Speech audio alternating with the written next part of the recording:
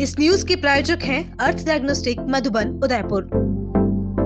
केंद्र में प्रधानमंत्री नरेंद्र मोदी के नेतृत्व वाली सरकार के 12 वर्ष पूर्ण होने के उपलक्ष्य में भारतीय जनता पार्टी देश भर में विभिन्न कार्यक्रम आयोजित कर रही है। इसी क्रम में गुरुवार को मीरानगर स्थित एक होटल में आयोजित प्रेस कॉन्फ्रेंस में चित्तौड़गढ़ सांसद सीपी जोशी ने मोदी सरकार की उपलब्धियों को विस्तार से रखा और केंद्र सरकार की नीतियों को देश हित में ऐतिहासिक बताया। सांसद जोशी ने कहा कि प्रधानमंत्री नरेंद्र मोदी ने लगातार तीसरी बार प्रधानमंत्री का पद की शपथ लेकर देश के राजनीतिक इतिहास में नया रिकॉर्ड बनाया। उन्होंने कहा कि मोदी सरकार के पिछले 12 वर्षों में कई फैसले ऐसे लिए गए हैं जिनका प्रभाव देश की सुरक्षा, विकास और सामाजिक व्यवस्था पर देखने को मिला है। उन्होंने कहा कि केंद्र सरकार ने जम्मू कश्मीर से अनुच्छेद 370 हटाने, अयोध्या में राम मंदिर निर्माण, 3 तलाक जैसी प्रथा को समाप्त करने तथा कोरोना महामारी के दौरान प्रभावी प्रबंधन जैसे महत्वपूर्ण कार्य किए हैं।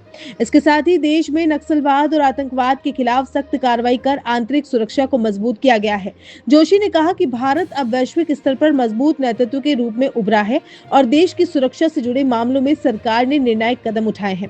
विकास कार्यों का उल्लेख करते हुए सांसद ने कहा कि बीते वर्षों में देश में सड़क, रेल और अन्य आधारभूत ढांचे के क्षेत्र में अभूतपूर्व कार्य हुए हैं। वंदे भारत ट्रेनों का संचालन, बुलेट ट्रेन परियोजना, नए एक्सप्रेसवे, राष्ट्रीय राजमार्गों का विस्तार तथा उत्तर में लद्दाख से लेकर दक्षिण में कन्याकुमारी तक सड़क नेटवर्क को मजबूत करने का काम किया गया है। उन्होंने दावा किया कि मोदी सरकार के कार्यकाल में भारत विश्व की प्रमुख अर्थव्यवस्थाओं में शामिल हुआ है और विकास की गति लगातार बढ़ी है। प्रेस कॉन्फ्रेंस के दौरान सांसद जोशी ने राजस्थान की राजनीति पर भी टिप्पणी की। कांग्रेस में एकजुटता के सवाल पर उन्होंने कहा कि पार्टी केवल दिखावे के लिए एकजुट नजर आती है, जबकि वास्तविकता में कांग्रेस विभिन्न गुटों में बटी हुई है। उन्होंने पूर्व मुख्यमंत्री अशोक गहलोत और कांग्रेस नेता सचिन पायलट के बीच लंबे समय से चली आ रही खींचतान का जिक्र करते हुए कहा कि कांग्रेस के भीतर आंतरिक मतभेद अब भी समाप्त नहीं हुए हैं। सांसद ने केंद्र सरकार की जन कल्याणकारी योजनाओं का भी उल्लेख करते हुए कहा कि गरीब, किसान, महिला और युवाओं के लिए अनेक योजनाएं संचालित की जा रही हैं, जिनका लाभ देश के करोड़ों लोगों तक पहुंच रहा है।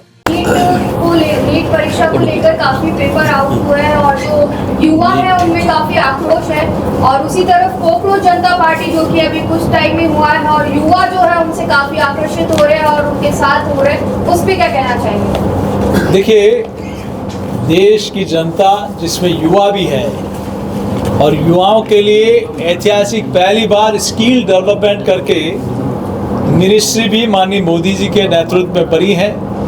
कौशल योजना से लेकर स्कूली टाइम से ही बच्चों को हम लोग कैसे रोजगार परक बनाएं, इस दिशा में अनेक काम इस सरकार ने किए हैं। तो जो लोग कहते हैं मैं बाकी चीज़ें क्या है, इस दृष्टि से मैं नहीं समझता कि देश का युवा अगर आज किसी लीडर को पसंद करता है तो श्री नरेंद्र मोदी जी को पसंद करता है।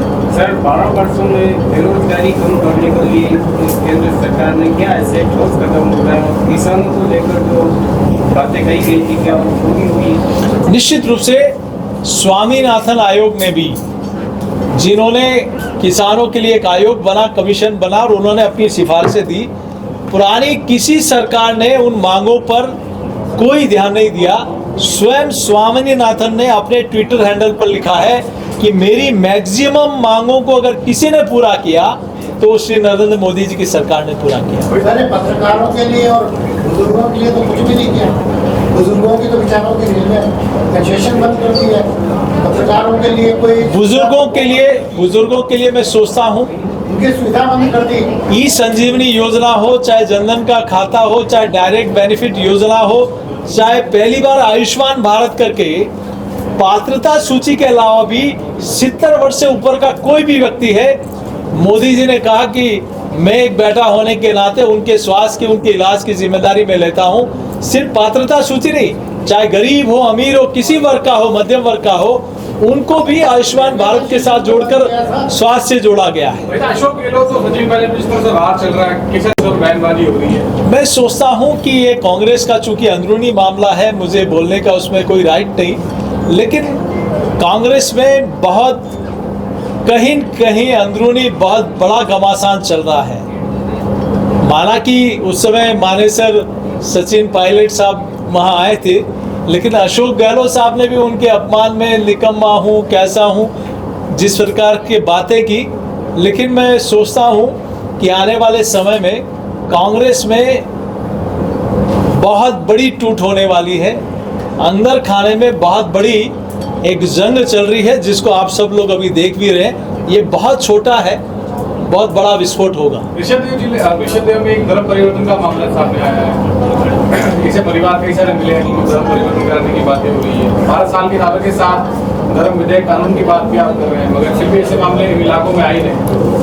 देखिए, ये 12 वर्ष पहले ये कितनी बड़ी संख्या में फैले होंगे, कितनी बड़ी फॉरेन फंडिंग इन लोगों के पास आती होगी, लेकिन आज कई एक्ट बनने के, कानून बनने के बाद, कई प्रकार की कैपिंग लगने के बाद उसमें नहीं के बराबर न्यूनता आई है।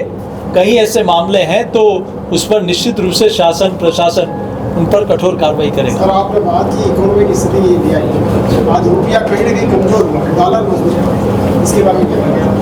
देखिए, हमारी फ्रेजाइल इकोनॉमी, हम कमजोर अर्थव्यवस्था में थे 12 वर्ष में थे, हम लोग 11वें नंबर पर थे।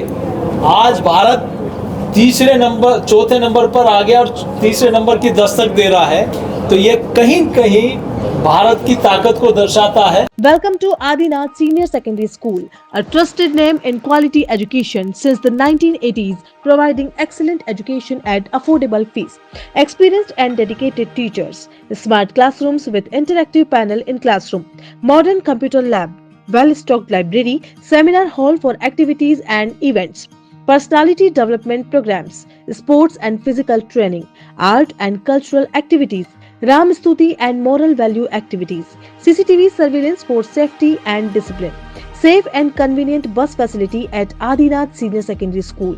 We focus on academics, technology, sanskar, overall development, preparing students for success in every field.